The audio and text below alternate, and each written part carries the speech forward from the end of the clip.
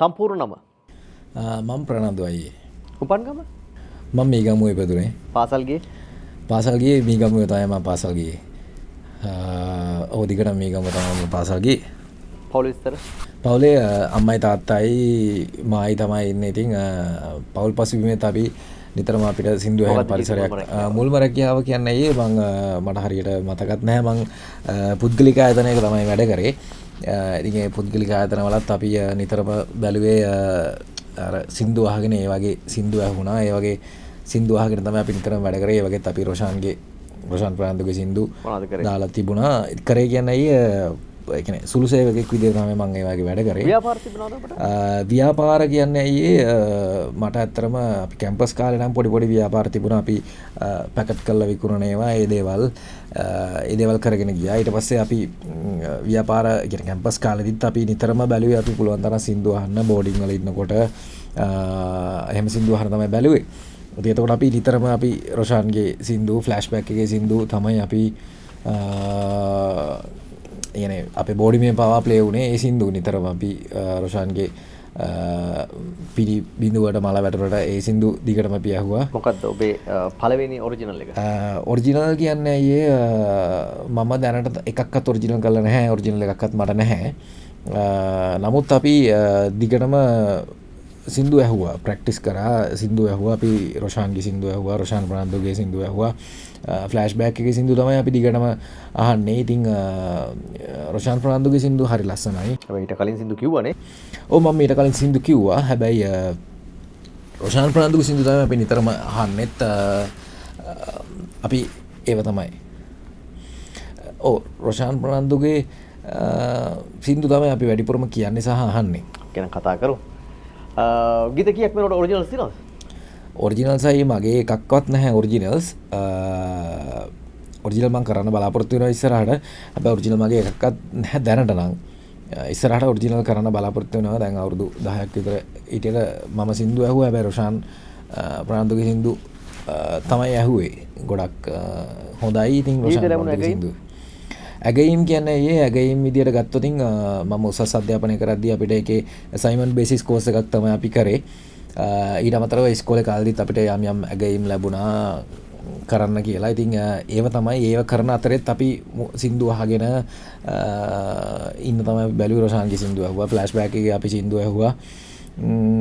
ඒව තමයි මගේ ජීවිතේ ලැබුච්ච ඇගයිම්. මම උසස් අධ්‍යාපනයේ සහ අධ්‍යාපනයේදී යොමු වෙලා තිබුණ දේවල් වල ඇගයිම් තමයි ඒවා. මාතරෙන් පිළිගන්නවා ස්ටෑන්ඩ් බයි විත් ලහිරු වැඩසටහනට බොහොම ස්තුතියි. අරගෙන බාරගත්තද? දැන්ද පටන් ගන්න මං හිතුවේ අර මේ ගොඩක් කියලා ප්‍රශ්න ආපු හින්දා මේ පටන් ගෙන ඇති කියලා. අද දෙමව්පියෝ කොයිතරම් සතුටු වෙයිද? දෙමව්පියෝ අයියේ ලොකු එහෙම සතුටක් නැහැ අද තත්ත්වේ. අද ඉන්න වර්තමාන තත්ත්වය ගැන අම්මා කියන්නේ අපි පුළුවන් තරම් බලන්නේ දෙමව්පිය සතුටින් තියන්න. නමුත් අපි අපි එයාගන්න සින්දු අහන්න දීලා, රේඩියෝ අහන්න දීලා අපේ ගෙදරත් නිතරම ඇහෙන්නේ රොෂාන් ප්‍රනාන්දු මහත්මයාගේ සින්දු තමයි. නිතරම අපේ ගෙදරත් ඇහෙන්නේ. ඉතින් අපි පුළුවන් තරම් ඒ කට්ටිය සතුටින් තියන්න බලනවා. මේ රටේ තත්ත්වය මේවත් එක කට්ටිය සතුටින් නෙවෙයි ඉන්නේ. Tamanටම ගිහලා ගෙදරකට අම්මයි තාත්තා එක්කන් ගියාම ඒ දෙන්නට කොයිතරම් සතුටක් දරුණාද? තමන්ටම කියලා ගෙදරකට එක්කගෙන ගියාම කියන්නේ මෙහෙමයි. මම ඇත්තටම ගේ හදද්දී මම මෙහෙ කියන්නේ මම ගමේ නෙවෙයි හිටියේ. මම කොළඹ හිටියේ රස්සාවට ගිහිල්ලා. එතකොට ඒ දෙන්න තමයි මුලින් ඉඳන්ම ඒ දේවල් කරේ. කියන්නේ අත්ති වරන් දාන තැන ඉඳන් බිත්ති බඳින තැන ඉඳන් ඒ හැමදේම කරේ ඒ දෙන්න තමයි. ඉතින් එතකොට ඒ දෙන්නට එහෙම අර ලොකු සර්ප්‍රයිස් එකක් වෙනසක් දැනුන්නේ නැහැ. ඇත්තටම ඒක ඒ ගෙදරට ගියා කියලා. එතකොට ඒක මට තමයි ඇත්තටම සර්ප්‍රයිස් වුණේ එතනට ගියාට පස්සේ. ඒ වගේම තමයි එතන අපි ආපු බාසුන් නැහෙලත් නිතරම මේ කට්ටිය සින්දු අහගෙන තමයි වැඩ කරේ. ඒ කට්ටිය නිතරම ඇහුවේ අපිට මතකයි ලයිව් මියුසිකල් ෂෝ එකක් අයියෙන් සද්දයට දාගෙන ඒවා ඉතින් නිතරම ප්ලේ වුණේ. ෆ්ලෑෂ්බැක් මියුසික් තමයි එතන ප්ලේ වුණේ. ඒකේ හදද්දිත් ඉතින් රොෂාන්ගේ සින්දු ටික තමයි මුලින්ම ෆ්ලෑෂ්බැක් එක ගහලා ඒ බාසුන් නැහෙලත් ඉතින් නිතරම රොෂාන් ප්‍රනාන්දුගේ සින්දු අහලා තමයි ඒ වැඩ කටයුතු ගෙදර වැඩ කටයුතු කෙරීගෙන ගියෙත් ෆ්ලෑෂ්බැක් මියුසික් එක්ක රොෂාන්ගේ සින්දුත් එක්ක දෙහි මලක් වගේ සින්දුව අපිට මතකයි. නිතරම ගෙදර ඇහුණ හැදෙනකොටත් ඇහුණා. ඉතින් ඒ වගේ වටපිටාවක් තමයි අපේ ගෙදර හැදුනෙත් ඇත්තටම. දැන් තාත්තා කෙනෙක්. තාත්තා කෙනෙක් අයි ඔව් ඉතින් මම ඒක ඕගොල්ලෝ දන්නවා ඇති. ඉතින් දැන් තාත්තා කෙනෙක් ඔව් වෙනස් වෙනවා කියන්න ගියෙත් නෑ ඒක. දැන් තාත්තා කෙනෙක්. කාලය යන විදිහනේ. කාලය යන විදිය තමයි. ඉතින් අපි හැමදාම එක විදියට ඉන්නෙත් නෑ. කාලේ ගෙවිලා යනවා. ඉතින් අපිට ඒක නවත්තන්නත් බෑ. ගත 3 දෙනෙක් විතර කාල සීමාවක්. කාල සීමාවක්. ඔව් අනිවාර්යයෙන්. ඔව් ජනාධිපතිවරු 3 දෙනෙක් කියන්නේ මෙහෙම අපි එකපාරක බැලුවා මේ වොයිස් එක නවත්තන්න. කියන්නේ කාලය යන එක නවත්තන්න බැලුවා. ඒක අපිට හරි ගියේ නැහැ.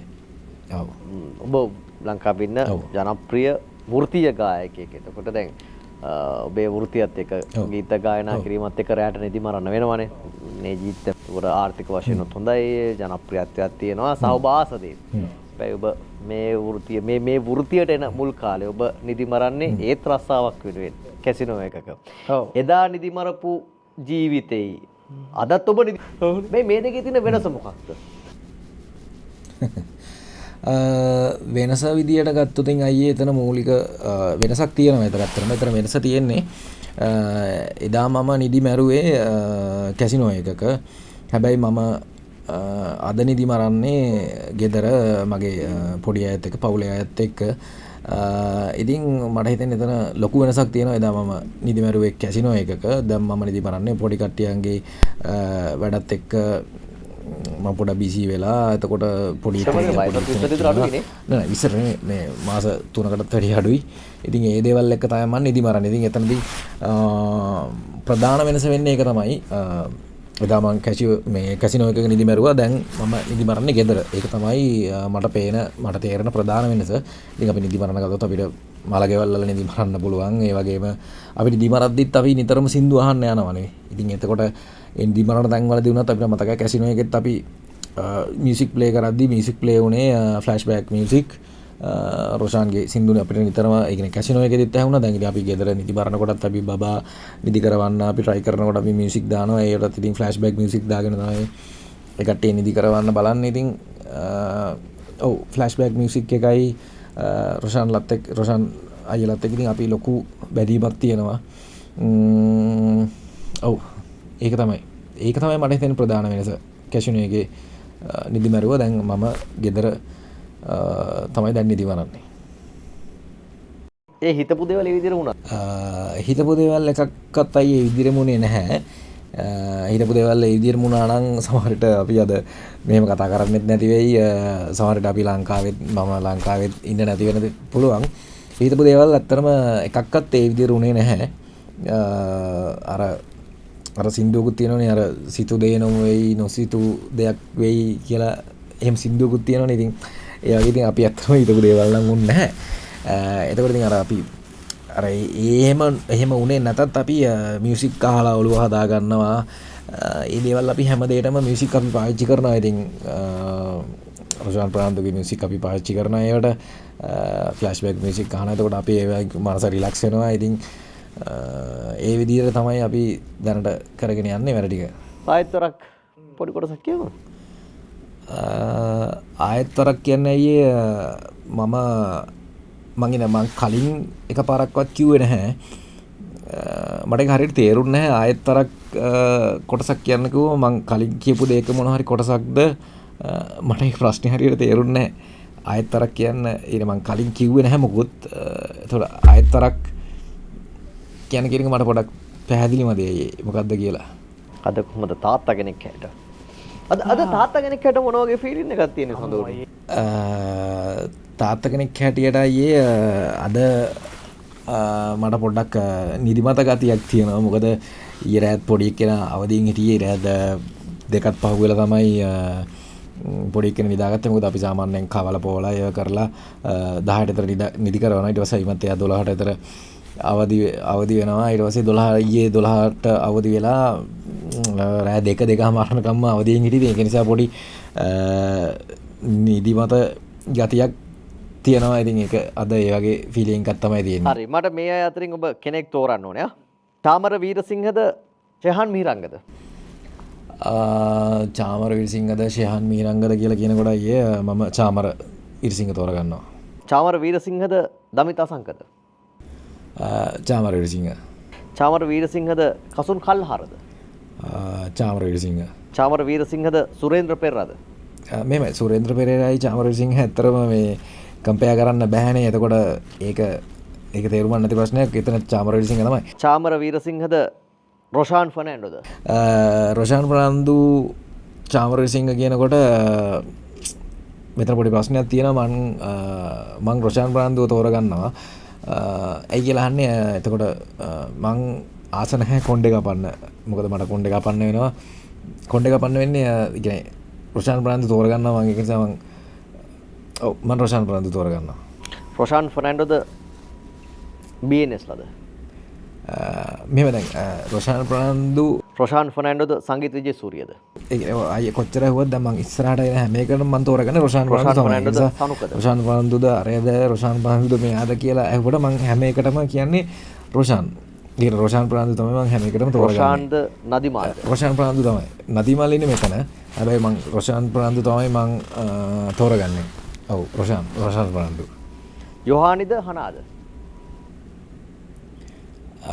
යොහානි දහනාද කියනකොට අයියේ කියන්නේ මොකටද කියන එක අනුව තමයි මං කියන්නේ තෝරගන්න ඕනේ කියන්නේ මොනව කරන්න කියන්නේ මොකටද කියන එකෙන් තමයි මොකටද කියන එකට තමයි මම තෝරගන්නේ. ඒක හිතලා තමයි මං තෝරගන්න ඕන. කුමාරියාද අංජලි හේරත්ද? අංජලි හේරත් කියන කෙනෙක් මන් දන්නේ නැහැ. වායෝද ජිප්සිස්ද? වායෝ එක මම තෝරගන්නවා. වායෝගේ සින්දු වලට මම කැමතියි. වායෝගේ සින්දු වලට මම කැමතියි. වායෝද ජිප්සිස් කියන එකෙන් වායෝ මම තෝරගන්නවා. වායෝද ෆ්ලෑෂ්බැක්ද? වායෝද ෆ්ලෑෂ්බැක්ද කිව්වොත් ඉතින් මම ෆ්ලෑෂ්බැක් තමයි තෝරගන්නේ. මොකද හේතුව කියන්නේ ඔව් මම අර කලින් කිව්වා වගේ මම කොණ්ඩේ කපන්න කැමති නැහැ. ඔව් මම ෆ්ලෑෂ්බැක් තෝරගන්නවා. කොණ්ඩේ කපන්න කැමති නැත්තේ මේ මට නැතන් කියන්නේ ෆ්ලෑෂ්බැක් නැත්නම් මට පිරික් කියන්න වෙනවා. පිරික් කියන්න එහෙම නෙවෙයි මට කොණ්ඩේ කපන්න. ඒක හින්දා මම ෆ්ලෑෂ්බැක් එක යනවා මම මෙතනදී. මම ඔප්ෂන් එකක් තෝරගන්න ඕන හින්දා මම ෆ්ලෑෂ්බැක් තෝරගන්නවා. ෆ්ලෑෂ්බැක්ද සරිත් සුරිත්ද? ෆ්ලෑෂ්බැක් කියන එක. මෙහෙමයි. ඒ කියන්නේ මෙතනදිත් ඔය ඒ කියන්නේ ෆ්ලෑෂ්බැක්ද කවුද කියලා අහුවට මම මෙතනදිත් අනිවාර්යෙන් ඉස්සරහට එන හැම එකටම ෆ්ලෑෂ්බැක් තමයි මම සිලෙක්ට් කරගන්නේ. මම ඉතින් අර කලින් කිව්වා වගේ ඉස්සරහට ෆ්ලෑෂ්බැක් තමයි මම සිලෙක්ට් කරගන්නේ. ෆ්ලෑෂ්බැක්ද සන්ෆ්ලවර්ද? ෆ්ලෑෂ්බැක්ද මේරියස්ද? ඒ මොකක් ඇහුවොත් මම ෆ්ලෑෂ්බැක් තමයි ඉස්සරහට සිලෙක්ට් කරගන්නේ. ඉනා යනවා ඒකට. නෑ එහෙම ෆ්ලෑෂ්බැක් තමයි මම ඉස්සරහට සිලෙක්ට් කරගන්නේ. හැම එකටම ඉස්සරහින් හැම එකටම ෆ්ලෑෂ්බැක් තමයි.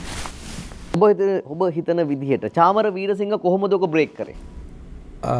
මම හිතන විදියට චාමර වීරසිංහ බ්‍රේක් කරේ. ඒ කියන්නේ මෙහෙමයි දැන් චාමර වීරසිංහ මොකද්ද බ්‍රේක් කරේ කියන එක ඉතින් මම දන්නේ නැහැ චාමර වීරසිංහ මොකද්ද බ්‍රේක් කරේ කියලා. චාමර වීරසිංහ ඒ ප්‍රශ්නෙට මට උත්තර දෙන්න නම් මම මුලින්ම චාමර වීරසිංහ දැනගෙන ඉන්න ඕනේ. ඉතින් චාමර වීරසිංහ කියන කෙනා කොහොමද දන්නවනේ. ඊට පස්සේ මම දැනගන්න ඕන චාමර වීරසිංහ මොනවා හරි බ්‍රේක් කරාද කියන එක. මොකද්ද බ්‍රේක් කරේ කියන එක මම දැනගන්න ඕන. එහෙම මම ඇත්තටම මම දැනුවත් නැහැ මේ ඒ කියන්නේ චාමර වීරසිංහ මොනවා හරි බ්‍රේක් කරා කියන එක මම ඇත්තටම දැනුවත් නැහැ. ඒක දන්නේ නැතුව අයියේ මට මේ ප්‍රශ්නෙට හරියටම උත්තරයක් දෙන්න බෑ. චාමර වීරසිංහ මොකද්ද බ්‍රේක් කරේ කියන එක කියනවා නම් හරි දන්නව නම් හරි මට ඒකට උත්තරයක් දෙන්න පුළුවන්. නමුත් මම ඇත්තටම දන්නේ නැහැ චාමර වීරසිංහ මොකද්ද බ්‍රේක් කරේ කියලා. ඒක මම ඊළඟ ප්‍රෝග්‍රෑම් එකේදී මම දැනුවත් වුණොත් මම අයියට උත්තරයක් දෙන්නම්. ඒක මම ඇත්තටම දන්නේ නැහැ චාමර වීරසිංහ මොකද්ද බ්‍රේක් කරේ කියන එක. නෑ මම ඒකනේ මේ අහන්නේ. මම අහන්නේ දැන් ඔබව ගන්න නැති බෑන්ඩ් නැත්නම් ඔබට බෑක් කරන්න නැති බෑන්ඩ් ගහනවනේ. ගොඩක් බෑන්ඩ් වලට ඔරිජිනල්ස් නෑනේ. ඔව් හරි අඩුයිනේ. හැබැයි ඒ සෙෂන්ස් ගහනකොට ඔබේ සම්පූර්ණ ගීතයක් හෝ ඔබේ ගීතවල කොටස් ඒ අය වාදනය කරන්නේ නැද්ද? එහෙම කරන්නේ නැද්ද? නෑ මගේ ගීත එකක්වත් නැති නිසා මගේ ගීත එකක්වත් නැති නිසා ඒ කට්ටියට වාදනය කරන්නත් විදියක් නැහැනේ. මගේ ගීත එකක්වත් නැහැ. මම කලින් කිව්වා වගේ මගේ ඔරිජිනල්ස් නැහැ. ඒක නිසා ඒ කට්ටියන්ට ඉතින් මගේ ගීත එකක්වත් වාදනය කරන්න විදියක් නැහැ. මොකද ඒ කට්ටියගේ සින්දු ගහනවා. ඉතින් බොහොම ස්තුතියි ස්ටෑන්ඩ් බයි විත් ලහිරු වැඩසටහනට සහභාගී වුණාට වැඩසටහන චාමර වීරසිංහගේ ඔබ කැමති ගීතයක පිටි කොටසක් ගායනා කරමුද? ගායනා කරමු. ඇතු ගල වෙහෙර වඳින ඇත් කඳලිහි නිරෑන් ඇතු ගල වෙහෙර වඳින ඇත් කඳලිහි නිරෑන් ඔබ ගැන කියන වචන උහුලා ගන්න බැරුව මට මේ පොඩ උගර මේ අද පොඩක් අවුල් උගුර ඒක නිසා ඒක පොඩක් පොයිස් අවුල් වෙනවා ඇත් කඳ වෙහෙර මළුවේ මං ඒ විදිහට තමයි මම ඒක ගායනා කරන්නේ. කවුද සඳුන් පෙරේරා කියන්නේ? සඳුන් පෙරේරා කියන්නේ ගායකයෙක්. මම සින්දු එකක් දෙකක් අහලා තියෙනවා. සඳුන් පෙරේරා කියන්නේත් ලංකාවේ ඉන්න ෂෝස් වලට යන ගායකයෙක්. බොහොම ස්තුතියි. එච්චරද ඉවර කරනවද ඒක? ස්තුතියි කිව්වම ඉවරයිනේ. මම ඉතින් බොහොම ස්තුතියි ඒ කියන්නේ ප්‍රෝග්‍රෑම් එක ගැන මොනවා හරි කියන්න තියෙනවද කියලා අහයි කියලා එහෙම එකපාරට ඉවර කරනවානේ. හරි. බොහොම ස්තුතියි එහෙනම්.